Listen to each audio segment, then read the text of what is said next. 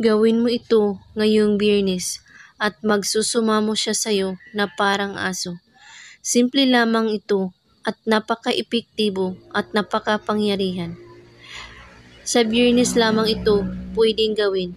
Kumuha ka ng pulang pantali o sinulid na pula, papel, panulat at barya.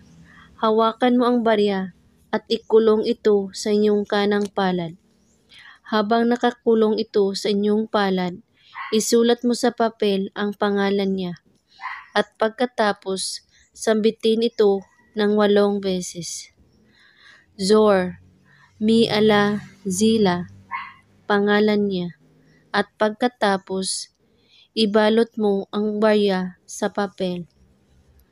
Talian mo ito ng pantali na pula.